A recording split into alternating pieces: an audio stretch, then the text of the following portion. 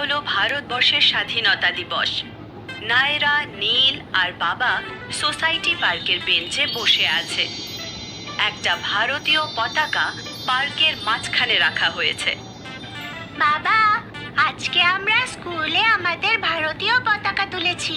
Teacher আমাদের বললেন যে আজকে আমাদের স্বাধীনতা দিবস। উনি বললেন যে আজকের দিনে ভারতবর্ষ স্বাধীন হয়েছিল। হ্যাঁ নায়রা, উনি আর তোমাদের কি বলেছে? আমরা স্বাধীন হয়েছি কারণ আ- আ- আম- আমার মনে নেই উনি আর কি বলেছিলেন। বাবা, আমার মনে আছে, আমি কি তোমায় বলবো? হ্যাঁ নীল, প্লিজ আমাদের বলো। টিচার আমাদের বললেন 1947 সালের 15 অগস্ট ইন্ডিয়া ইংরেজের থেকে স্বাধীনতা লাভ করেছিল। আমরা এই ঘটনাকে স্মরণীয় করার জন্য আজকের দিনটা পালন করি। বাবা, ইংরেজরা কেন ইন্ডিয়াতে রাজত্ব করত? নীল, নায়রা, অনেক বছর আগে সারা ইন্ডিয়াতে অনেক ছোট বড় রাজ্য ছিল। ইংরেজরা ইন্ডিয়াতে এসেছিল ব্যবসায়ী হিসেবে। ব্যবসায়ী তাদেরকে বলে যারা জিনিস কেনা বেচা করে অনেক পরিমাণে।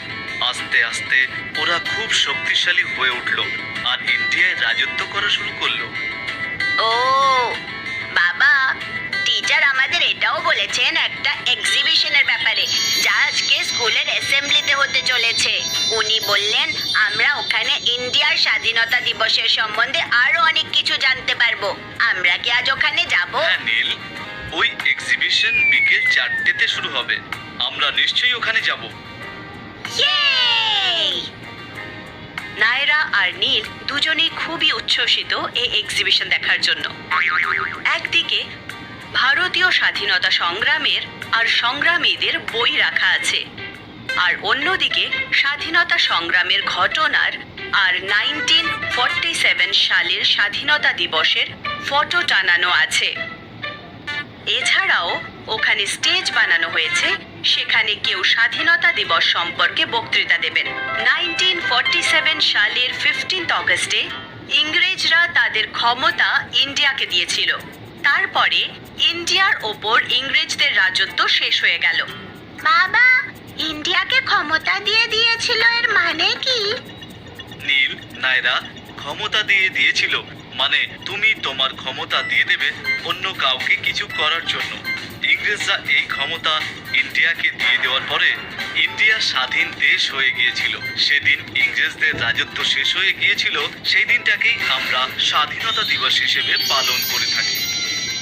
ও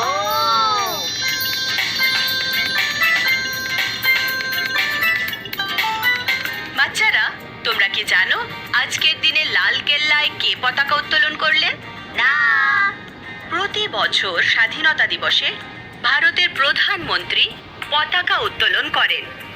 তারপরে উনি দেশের জনগণকে কিছু বক্তৃতা দেন। এই বক্তৃতাতে উনি সবাইকে হ্যাপি ইন্ডিপেন্ডেন্স ডের শুভেচ্ছা জানান আর আমাদের দেশের উজ্জ্বল ভবিষ্যতের কথা বলেন। ও হ্যাঁ, আমি আজকে সকালে টিভিতে দেখেছিলাম। হ্যাঁ সোনা, তোমরা দুজনে কি জানো ইন্ডিয়ান ফ্ল্যাগ কেমন দেখতে? হ্যাঁ, এটা খুব সুন্দর দেখতে আর 3টে কালার আছে।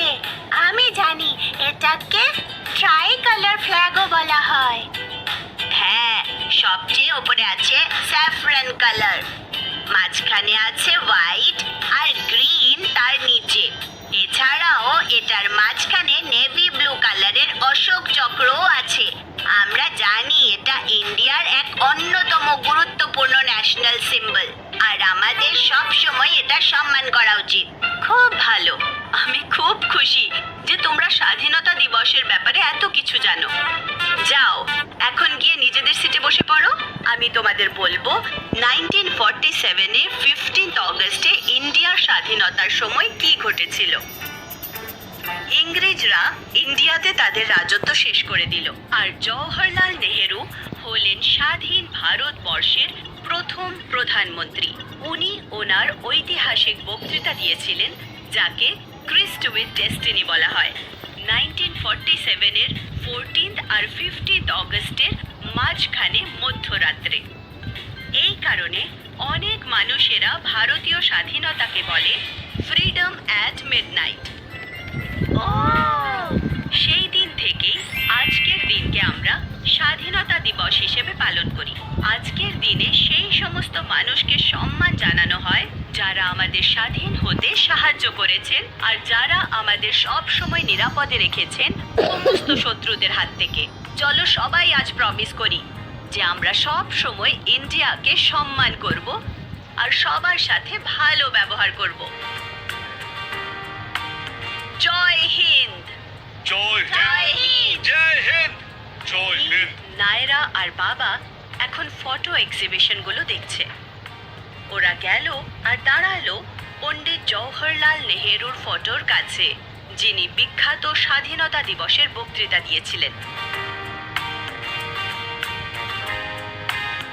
নীল, নায়রা, তোমরা কি জানো নেহেরু তার বিখ্যাত স্বাধীনতা দিবসের বক্তৃতায় কি বলেছিলেন? হ্যাঁ বাবা। পণ্ডিত নেহেরু বলেছিলেন যে ইন্ডিয়া অতীতে অনেক কিছু সহ্য করেছে, কিন্তু এখন ভবিষ্যতের কথা ভাবার সময়।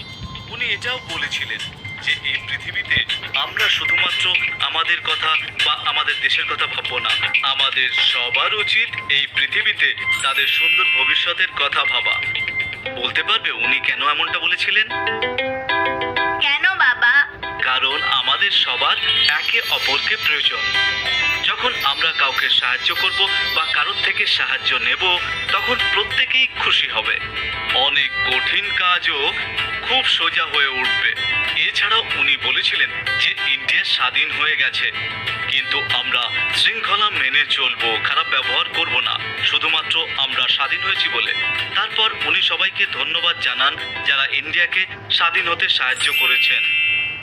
যখন এটা খুবই মুশকিলের ছিল, তখন উনি বলেছিলেন আমাদের সবসময় পরিশ্রম করা উচিত আর আমরা স্বাধীন বলে কারোর ক্ষতি না করতে।